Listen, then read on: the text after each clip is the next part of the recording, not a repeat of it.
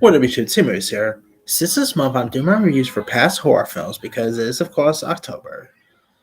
And with Five Nights at Freddy's coming out this week, uh, I'm going to do my review for another horror film that is based on a horror video game. And that is, of course, 2005's abysmal, Oboe directed film, Alone in the Dark. Now, Alone in the Dark starred Christian Slater as well as Tara Reid and Stephen Dorff, and it is loosely based on the game Alone in the Dark: The New Nightmare. And if you guys don't know much about the story here, the it's where like investigators of supernatural detective Edward Conry, played by Christian Slater, leads to uncover the long lost tribe of called the Abskande. He finds out that they worship demons. These evil creatures are now attempting to resurface the world, and Edward, of course, can end up stopping them only with the help of Elaine Cedric, played by Tara Reid, who's an archaeologist who also happens to be his old flame. Of course, there's sinister forces attempting to take over Edward's mind. So him and Elaine have to stop them before it's too late here. Now, this was directed by Oboe. Now, Oboe is listen, I'm usually not always hot. Like, I really don't have a worst much list of worst directors because I mean, some directors do bad stuff, some do bad films. To me, some do worse films. But but I do have a list of directors who are absolutely terrible. Oboe's one of them. Like the only thing I actually quite enjoy is probably his Blood Rain adaptation. That is not a great film either, but it's maybe one of his better stuff in my opinion. But that's obviously not saying much. I mean, let me pull up some of his like tell you some of his other credits. Like he is, of course, a director who's put out some of the worst movies in history. Lots of them are adaptation of video games. Let's see. I kid you not. He even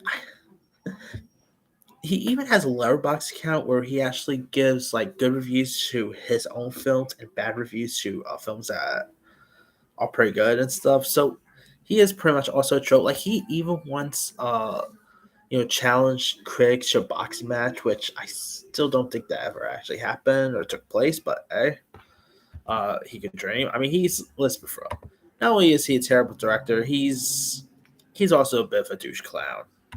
But anyway, here's some of his stuff, some of his infamous stuff. House of the Dead, which I'm probably gonna talk about tomorrow.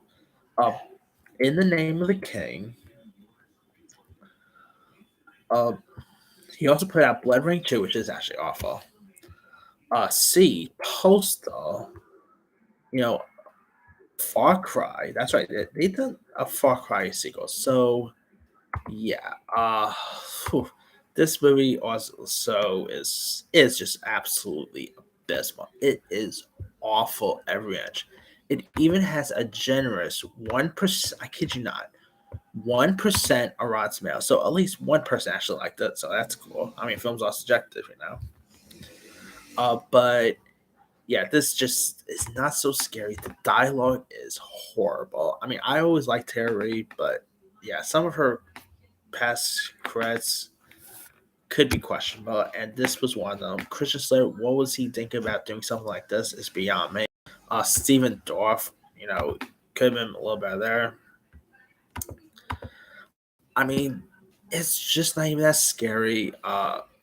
They were supposed to like make this thing pretty creepy, but nothing about this was creepy one bit. The acting is abysmal. I believe this actually scored a couple of Razzies, if I'm not mistaken. I could be wrong there, but yeah, I mean, this is one of the worst horror films I ever made. Like, I have not really done. I don't think I've ever done a top 10 worst horror movies of all time, but this will definitely be in that top 10 list. It's abysmal. It's terrible. I mean, yeah, this is coming from someone who actually thinks Winnie the Pooh, Blood and Honey is a good film, by the way. So that's how stinkily bad this is, and this is a complete flop. How much does this thing make it made again? Oh yeah, it made about 12.7 million. Yeah, that was. I mean, I say, I think they should actually reboot Alone in the Dark and have Blumhouse attached to it. I think he could. I think Blumhouse could make a better Alone in the Dark, but hey, that's just me. This is just yeah. If you guys never really seen Alone in the Dark, I'm missing out, but it's on like Tubi, Vudu, Prime, Plex. You can find it on stuff that was not named Netflix. So yeah. Anyway, let me leave you guys. Have you ever seen Alone in the Dark? So what's up? Did you like it? Did you not like it? Are you even a fan of Obo?